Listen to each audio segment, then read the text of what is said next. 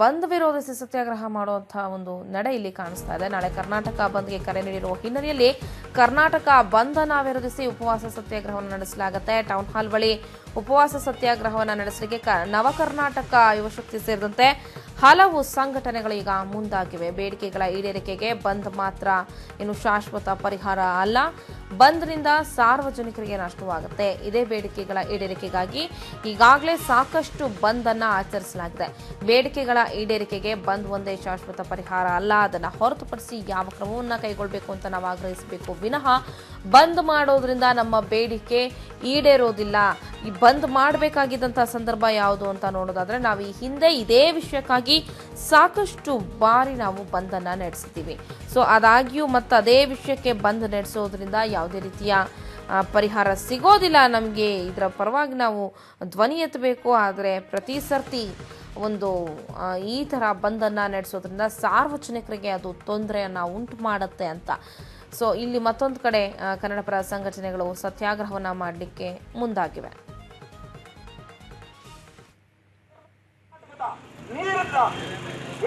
ಇವತ್ತು ಬೆಂಗಳೂರು ಸೇರಿದಂತೆ ಹಲವಾರು ನಗರಗಳಿಗೆ ಕುಡಿಯುವ ನೀರಿನ ಅವಶ್ಯಕತೆ ಇದೆ. ಆ ಎಲ್ಲವನ್ನು ಪೂರೈಸುವಂತ ತುರ್ತು ನೀರನ್ನ ಹಿಡಿದಿಟ್ಕೊಂಡು ಇವತ್ತು ಬೆಂಗಳೂರು ಸೇರಿದಂತೆ ಹಲವಾರು ನಗರಗಳಿಗೆ ಕುಡಿಯುವ ನೀರಿನ ಅವಶ್ಯಕತೆ ಇದೆ. ಎಸ್ ವೀಣಾ, ನವಕರ್ನಾಟಕ ಯುವಶಕ್ತಿ ಸೇನೆ ಸೇರಿದಂತೆ ಇತರೆ ಸಂಘಟನೆಗಳು ಈಗ ಬಂದನ್ನ ವಿರೋಧಿಸಿ ಸತ್ಯಾಗ್ರಹಕ್ಕೆ ಮುಂದಾಗಿದ್ದಾರೆ. ಸೊ ಯಾವೆಲ್ಲ ಸಂಘಟನೆ ಈ ಒಂದು ಸತ್ಯಾಗ್ರಹದಲ್ಲಿ ಪಾಲ್ಗೊಳ್ತಾ ಇದೆ, ಜೊತೆಗೆ ಅವರು ಯಾವ ರೀತಿ ಮತ್ತು ಯಾವ ಕಾರಣಕ್ಕಾಗಿ ಬಂದನ್ನ ವಿರೋಧಿಸ್ತಾ ಇದ್ದಾರೆ? ಈಗಾಗಲೇ ನಾವು ನೋಡಿದ್ವಿ ಒಂದು ಅಂಶ, ಈಗಾಗಲೇ ಸಾಕಷ್ಟು ಬಾರಿ ಇದೇ ವಿಷಯಕ್ಕಾಗಿ ನಾವು ಬಂದ್ ಮಾಡಿದ್ದೀವಿ ಅಂತ. ಸೊ ಏನ್ ಹೇಳ್ತಾರೆ ಈಗ ಸತ್ಯಾಗ್ರಹದಲ್ಲಿ ಕೂತಿರುವಂತಹ ಪ್ರತಿಭಟನಾಕಾರರು? ಏನು ವಿವಿಧ ಬೇಡಿಕೆಗಳ ಈಡೇರಿಕೆ ಹಿನ್ನೆಲೆ ಏನು ವಾಟಾಳ್ ಪಕ್ಷದಿಂದ ನಾಳೆ ಒಂದು ಬಂದ್ಗೆ ಕರೆ ಕೊಟ್ಟಿದ್ದಾರೆ.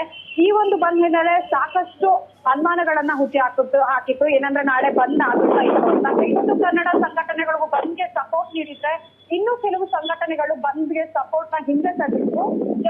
ಇವತ್ತು ಕೂಡ ಮತ್ತೊಮ್ಮೆ ಅದು ಸಾಬೀತಾಗಿದೆ. ಏನು ಕನ್ನಡ ಪಕ್ಷಗಳಲ್ಲಿಯೇ ನೆಲ ಜಲಕ್ಕಾಗಿರ್ಬೋದು ಒಂದು ಒಡಕು ಮೂಡಿರುವಂತದ್ದು ಇವತ್ತು ಕೂಡ ಸಾಬೀತಾಗಿದೆ. ಇವತ್ತೇನಂತ ಅಂದ್ರೆ ಒಂದು ಟೌನ್ ಹಾಲ್ ನಲ್ಲಿ ಉಪವಾಸ ಸತ್ಯಾಗ್ರಹ ಮಾಡಲಾಗ್ತಿದೆ. ಏನು ನಾಳಿನ ಬಂದನ್ನ ವಿರೋಧಿಸಿ ನವಕರ್ನಾಟಕ ಯುವ ಶಕ್ತಿ ಸೇರಿದಂತೆ ಸುಮಾರು 50 ಸಂಘಟನೆಗಳು, ಕನ್ನಡ ಪರ ಸಂಘಟನೆಗಳು ಈ ಒಂದು ಉಪವಾಸ ಸತ್ಯಾಗ್ರಹವನ್ನ ಮಾಡ್ತಾ ಇದ್ದಾವೆ. ಅವ್ರು ಹೇಳೋ ಪ್ರಕಾರ ಏನಂದ್ರೆ ಈ ಬೇಡಿಕೆಗಳ ಈಡೇರಿಕೆಗೆ ಬಂದೊಂದೇ ಶಾಶ್ವತವಾದಂತಹ ಪರಿಹಾರವಲ್ಲ, ಬಂದ್ ಮಾಡಿರೋದ್ರಿಂದಾಗಿ ಸಾರ್ವಜನಿಕರಿಗೆ ನಷ್ಟವಾಗುತ್ತೆ. ಈಗಾಗಲೇ ನಾವು ಇದೇ ಬೇಡಿಕೆಗಳನ್ನ ಇಟ್ಕೊಂಡು 5-6 ಸಲ ಬಂದ್ ಕೂಡ ಮಾಡಲಾಗಿದೆ. ಇದರಿಂದ ಯಾವುದೇ ಕೇಂದ್ರ ಸರ್ಕಾರ ಅಥವಾ ರಾಜ್ಯ ಸರ್ಕಾರಗಳ ಗಮನ ಸೆಳೆಯೋಕ್ಕಾಗಿಲ್ಲ. ಬಂದ್ನಿಂದಾಗಿ ಸಾರ್ವಜನಿಕರಿಗೆ ನಷ್ಟವಾಗಿದೆ, ಸಾರ್ವಜನಿಕರು ಕಷ್ಟಪಟ್ಟಿದ್ದಾರೆ ಹೊರತು ಯಾವುದೇ ಒಂದು ಬೇಡಿಕೆಗಳು ಈಡೇರಿಲ್ಲ. ಇವೆಲ್ಲ ಬೇಡಿಕೆಗಳಿಗೆ ಬಂದೊಂದೇ ಶಾಶ್ವತ ಅಲ್ಲ ಅಂತ ಹೇಳ್ತಾ ಇದ್ದಾರೆ. ಅಷ್ಟೇ ಅಲ್ಲದೆ ಇದರಿಂದ ರಾಜ್ಯಕ್ಕೂ ಕೂಡ ನಷ್ಟ ಆಗುತ್ತೆ, ಸಾರ್ವಜನಿಕರಿಗೂ ಕೂಡ ನಷ್ಟವಾಗುತ್ತೆ ಅನ್ನೋದಾರೆ.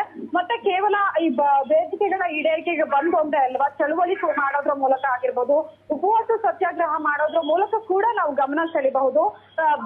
ಕೇವಲ ಡಂಬಾಚಾರ, ಒಂದು ಸೋಗುಲಾಡಿತನ ಇರುವಂತಹ ಬಂದ್ಗಳು ನಮ್ಗೆ ಬೇಕಾಗಿಲ್ಲ. ನಿಜವಾಗ್ಲೂ ನಮ್ಗೆ ಒಂದು ಕನ್ನಡ ಕಾಳಜಿ ಇದ್ರೆ ಅಂದ್ರೆ ಈ ಬಂದ್ಗಳನ್ನೆಲ್ಲ ಬದಿಗಿಟ್ಟು ಸತ್ಯಾಗ್ರಹ ಅಥವಾ ಚಳುವಳಿ ಮಾಡೋದ್ರ ಮೂಲಕ ಕೂಡ ನಮ್ಮ ಬೇಡಿಕೆಗಳನ್ನ ಈಡೇರಿಸಿಕೊಳ್ಬಹುದು ಅನ್ನುವಂಥದ್ದು ಇವತ್ತು ಉಪವಾಸ ಸತ್ಯಾಗ್ರಹ ಮಾಡ್ತಿರುವಂತಹ ಅವರ ಮಾತು. ಶಾಲಿನಿ, ಎಸ್, ಥ್ಯಾಂಕ್ ಯು ನಿಮ್ಮೆಲ್ಲ ಮಾಹಿತಿಗಾಗಿ ವೀಣಾ.